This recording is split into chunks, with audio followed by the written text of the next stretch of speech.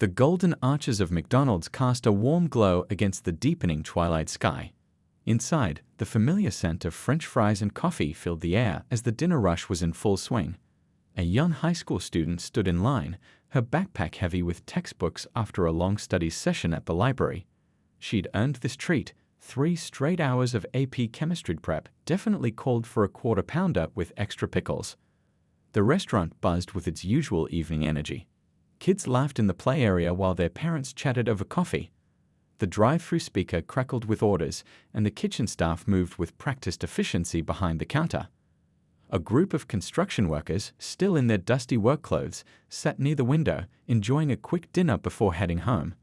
An elderly couple shared a packet of fries in their usual corner booth, a routine they'd maintained for years.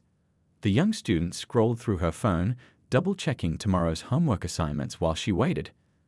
Her dark curls were pulled back in a neat bun, and she wore her favorite blue hoodie from the school's debate team.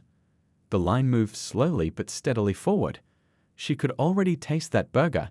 It had become her Friday tradition, a small reward for making it through another challenging week of junior year. Behind the counter, the crew worked like a well-oiled machine.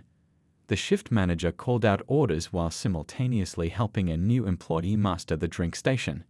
The kitchen staff expertly assembled orders, their movements quick but precise. The familiar beeping of the fryers and the sizzle of the grill created the soundtrack of fast food efficiency. A young mother in front of her juggled a squirming toddler while trying to count out exact change. Without hesitation, the student stepped forward to help pick up a dropped toy, earning a grateful smile. These small moments of connection, of community, were what made this particular McDonald's feel like more than just another fast food joint. It was a neighborhood hub where people from all walks of life crossed paths. The digital menu boards above displayed the evening specials in bright colors, while the TV mounted in the corner quietly played the local news. Through the windows, rush hour traffic crawled past, headlights piercing the growing darkness.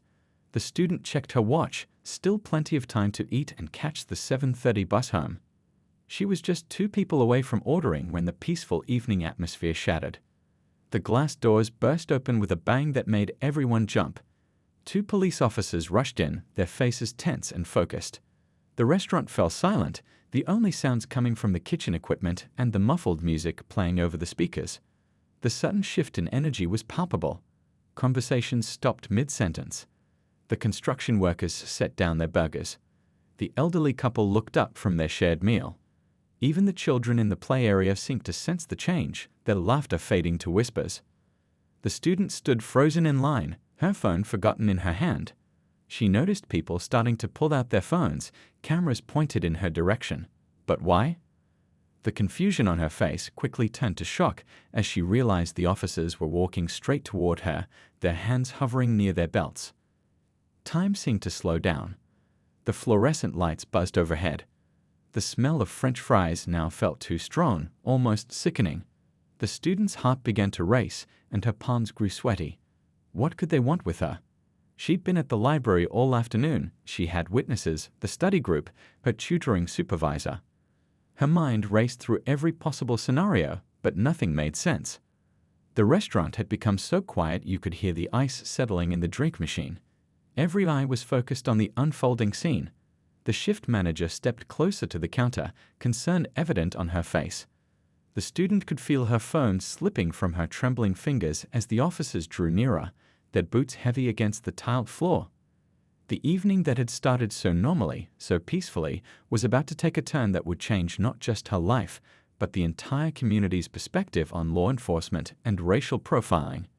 No one in the restaurant could have predicted how the next few minutes would unfold, or how this ordinary McDonald's would become the catalyst for much-needed change in their town. The 2 officers approached with an intensity that seemed to electrify the air.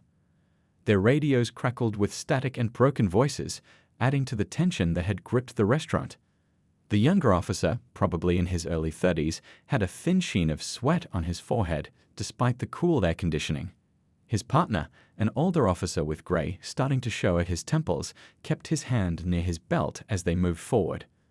"Don't move," the younger officer commanded, his voice echoing in the now silent restaurant. The student's eyes widened, her mouth going dry as she tried to process what was happening. The half-filled drinking cups on nearby tables stopped mid-sip. Parents instinctively pulled their children closer. The construction workers at the window table slowly stood up, their faces showing a mix of concern and uncertainty.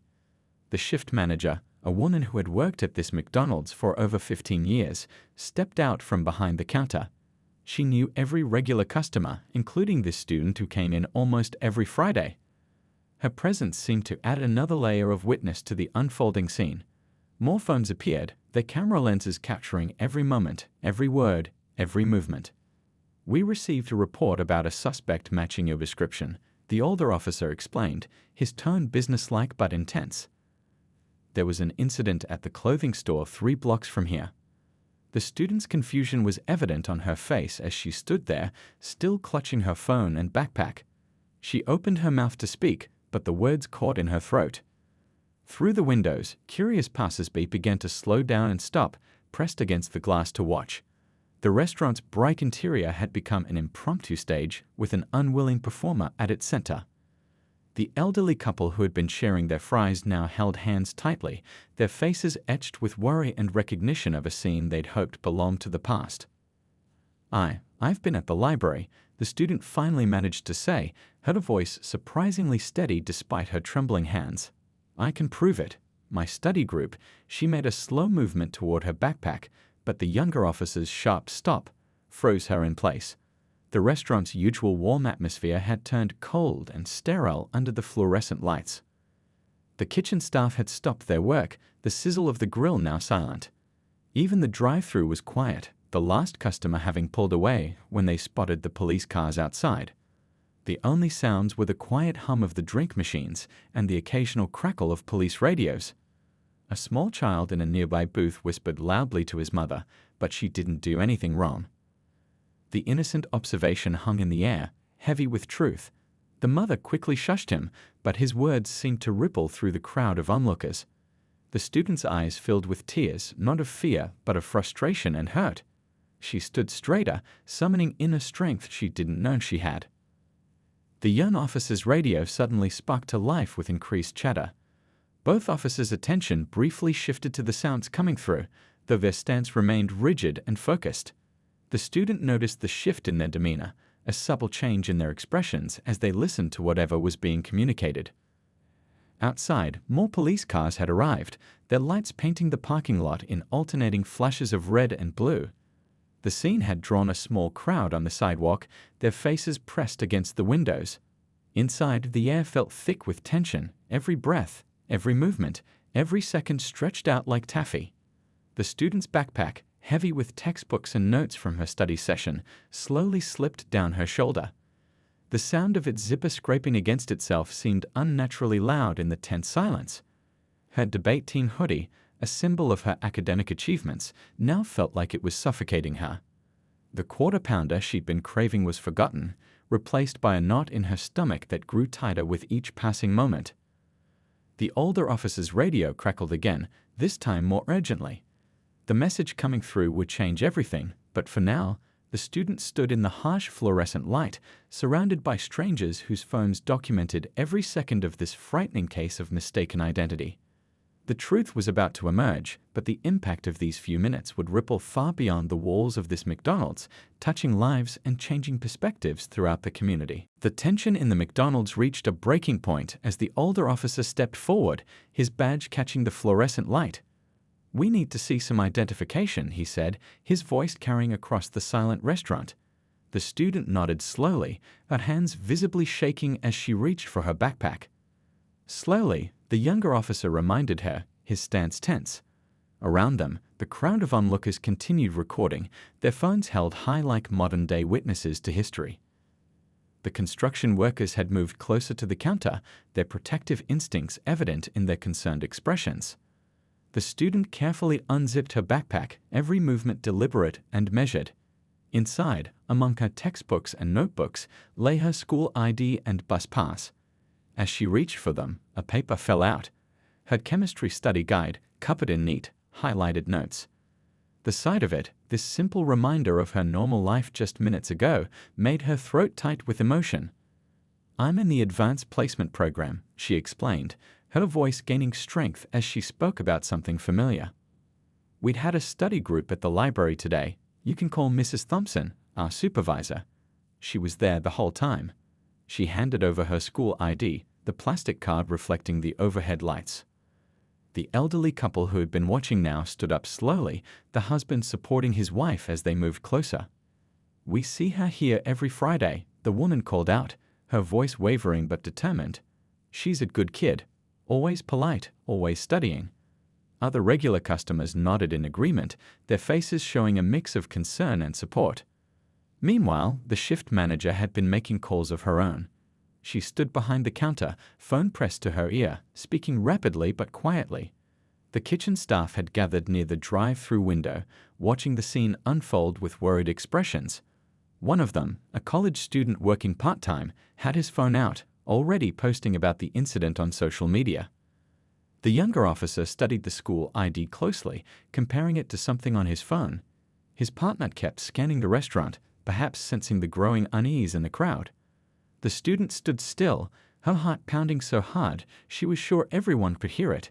The backpack at her feet seemed to mock her with its ordinary contents, just textbooks, just notes, just the normal belongings of a hard-working student. A small group of teenagers who had been in the play area moved closer, their own phones recording everything. One of them whispered, "This isn't right." The words seemed to float in the air, joining the growing atmosphere of collective concern. The restaurant's usual cheerful background music had stopped, leaving only the hum of the refrigeration units and the soft murmur of the gathering crowd outside. Through the windows, more people had gathered in the parking lot. The police car's lights continued their rhythmic flashing, creating moving shadows across the faces of everyone inside.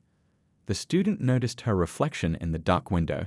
She looked smaller somehow, standing there between the two officers, but her posture remained straight, dignified despite the humiliation of the situation. The older officer's radio suddenly burst into life again, breaking the tense silence.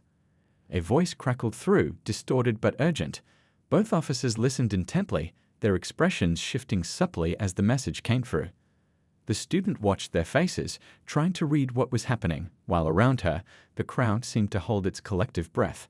In that moment, as everyone waited for what would happen next, the true weight of the situation settled over the restaurant. This wasn't just about one student being wrongly accused. It was about assumptions, about snap judgments, about the need for change in how law enforcement interacts with the community. The next few seconds would prove crucial, not just for the student, but for everyone witnessing this moment. The chemistry study guide still lay on the floor, its neon highlighting visible under the harsh lighting. It was a stark reminder of how quickly an ordinary evening could turn extraordinary, how a simple trip for a burger could become a pivotal moment in the ongoing conversation about racial profiling and police procedures. The truth was about to emerge, but the impact of these tense minutes would resonate far beyond this Friday evening at McDonald's. The police radio crackled again, this time with crystal clear urgency. "Suspect apprehended at 4th and Pine," the voice announced. "Female suspect in red jacket caught attempting to enter another store." The words hung in the air like invisible smoke, changing everything in an instant. The younger officer's face drained of color as he looked down at the student's blue debate team hoodie. His partner's shoulders slumped slightly, a barely noticeable movement that spoke volumes. The student, still standing perfectly still, felt her heart skip a beat as understanding dawned across both officers' faces. Through the windows, the flash of red and blue lights continued to paint the scene in alternating colors. A small child pressed his face against the glass from outside, fogging it with his breath as he watched.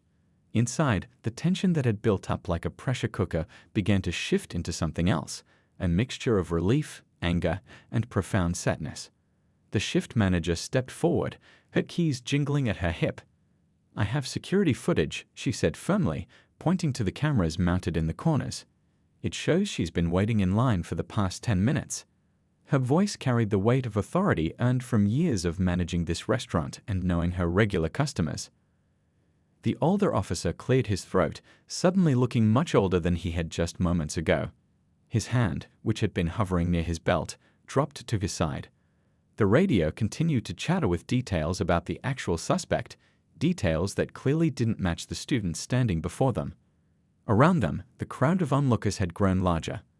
The construction workers who had been watching now crossed their arms, their faces showing a mix of vindication and disappointment. The elderly couple held onto each other, tears visible in the woman's eyes. The teenagers who had been recording everything exchanged glances, their phones still raised, but their expressions now showing a deeper understanding of what they were witnessing. The student's chemistry study guide still lay on the floor where it had fallen, its pages splayed open to a section about chemical reactions. How fitting! This moment was its own kind of reaction, one that would catalyze change in their community. She bent down slowly to pick it up, and as she did, she noticed her hands weren't shaking anymore. The fear had been replaced by something stronger, determination. Outside, a news van had pulled up, its satellite dish extending skyward. The incident had already made its way onto social media, spreading through the community like wildfire. People were sharing the videos, commenting, calling for action. What had started as a simple trip for a quarter pounder had transformed into a moment that would be remembered, discussed, and learned from. The younger officer fumbled with his notepad, probably realizing he needed to document everything.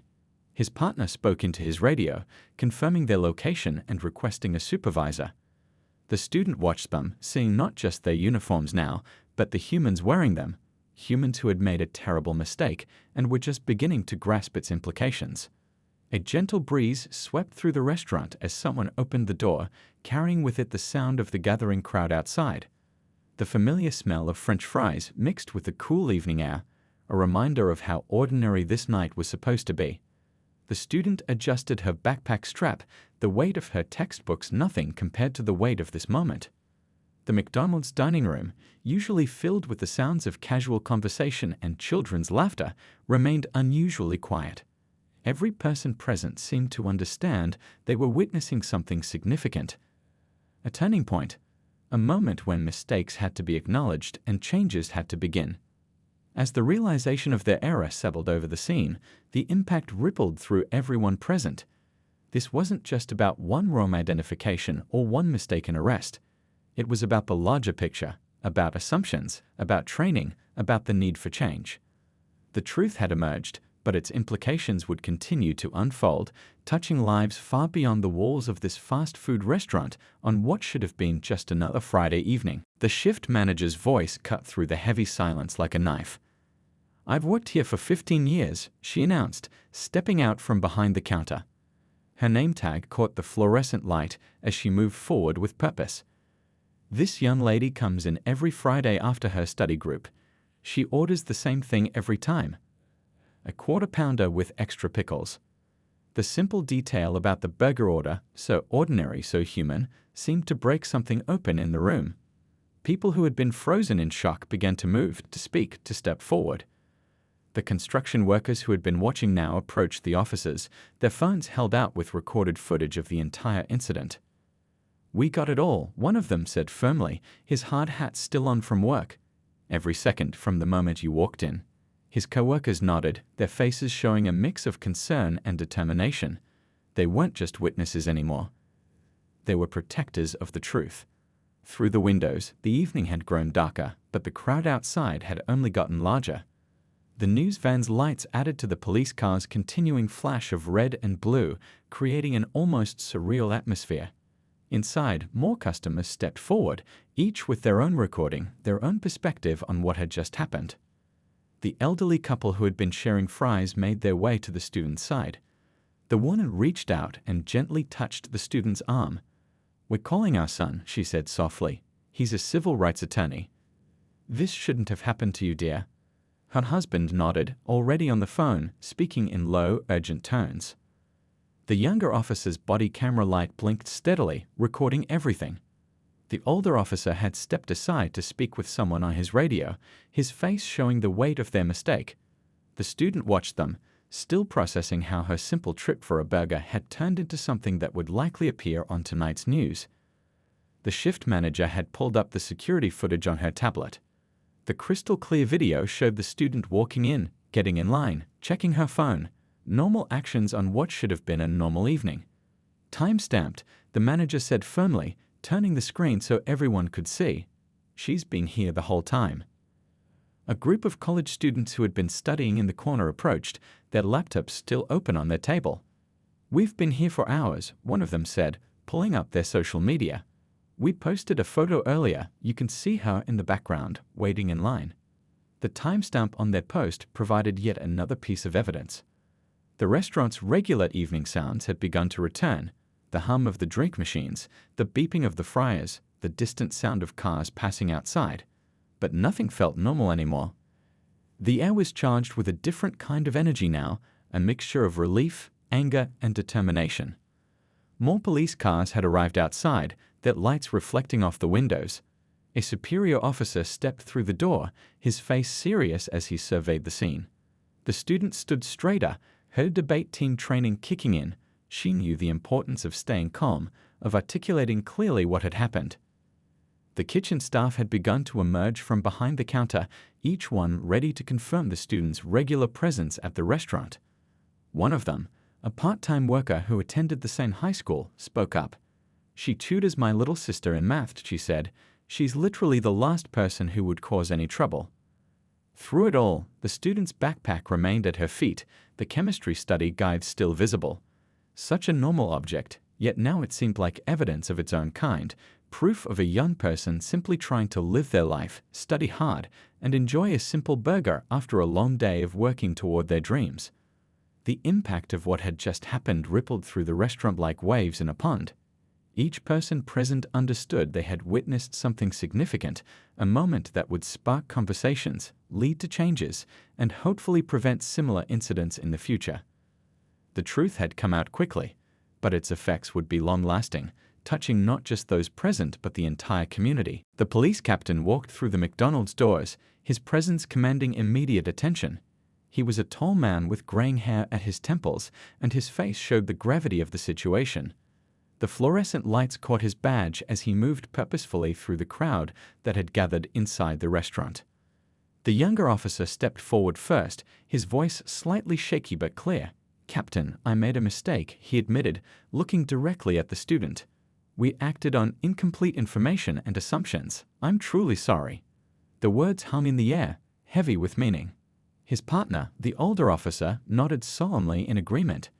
Outside, the evening had fully settled in, but the parking lot was brighter than day with news vans, police lights, and the phones of onlookers still recording everything. Through the windows, more community members had gathered, their faces pressed against the glass, watching this important moment unfold. The student's parents had arrived, having been called by the elderly couple's son, the civil rights attorney. Her mother, still in her hospital scrubs from work, wrapped her arms around her daughter. Her father, wearing his reading glasses and carrying a leather briefcase, spoke in quiet but firm tones with the captain. The shift manager approached with her tablet, security footage ready to show. "We have everything documented," she said, her voice steady. "Every minute from when she walked in to when."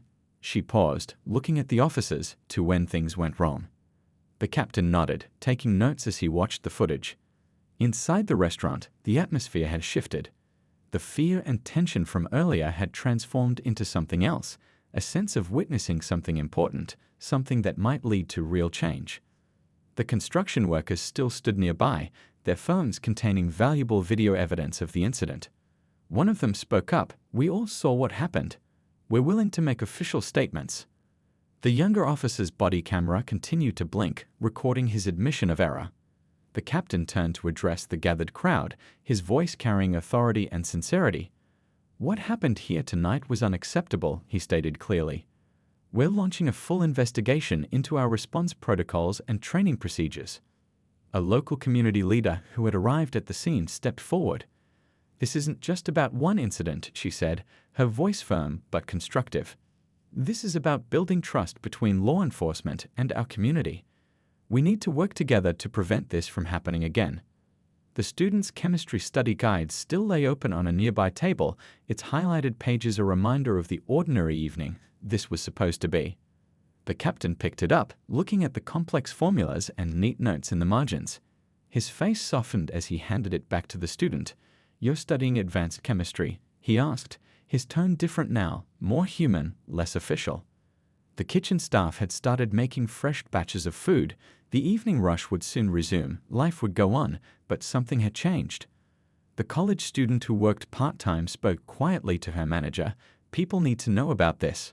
Not just what went wrong, but how we all came together to make it right.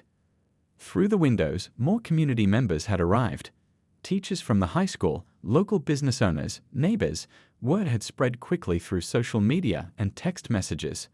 They stood together outside, some holding handmade signs showing support, others simply present to witness this moment of accountability and change. The police captain turned to the student and her parents.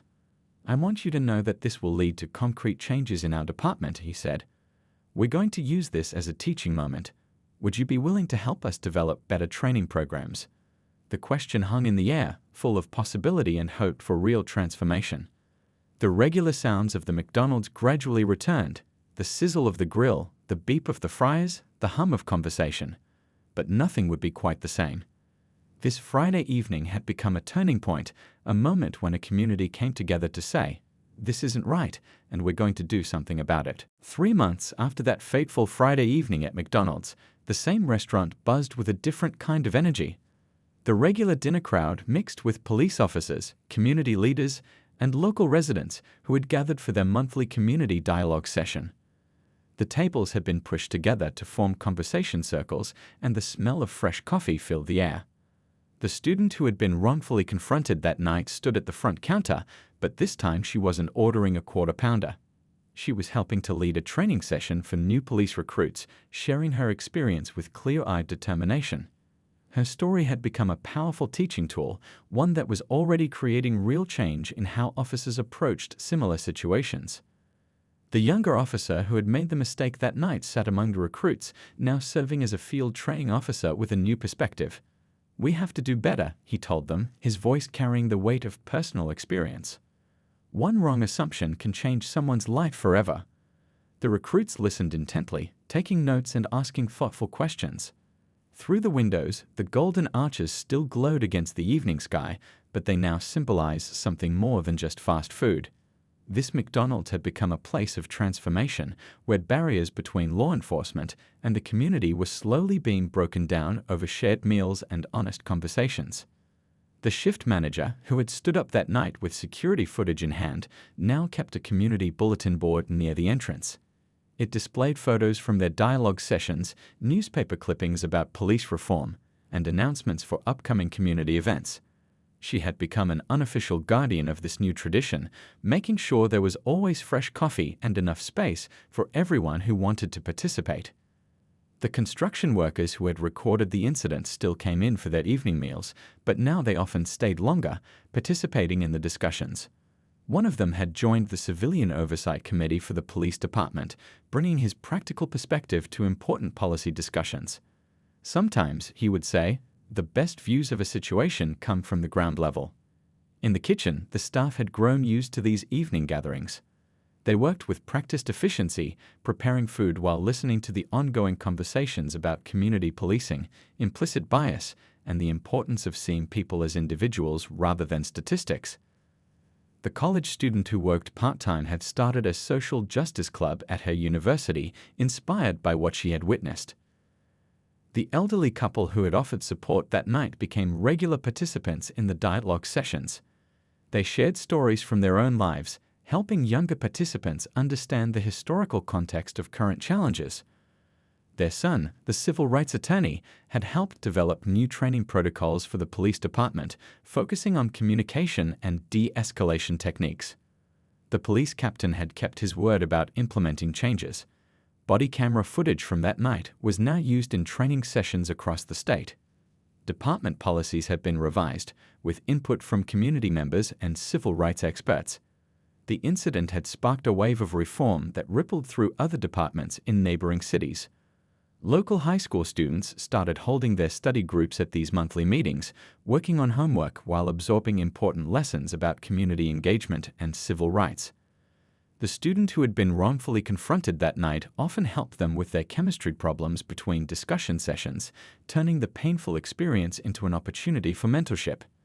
The community leader who had spoken up that night now led workshops on building trust between law enforcement and local residents. Change doesn't happen in one night, she would say, but it can start in one moment. Her words resonated with everyone who remembered that Friday evening when a mistake had turned into a movement. As the evening sun cast long shadows through the windows, the conversation continued. New faces mixed with familiar ones, all sharing the same space where months ago, fear and misunderstanding had nearly torn a community apart. Now that same space hosted hope and healing, proving that even the most difficult moments could become catalysts for positive change. The quarter pounder with extra pickles remained on the menu, but it had taken on a new meaning. It had become a reminder that behind every order, every uniform, every assumption, there was a human being with a story to tell and a right to be seen, heard, and treated with dignity.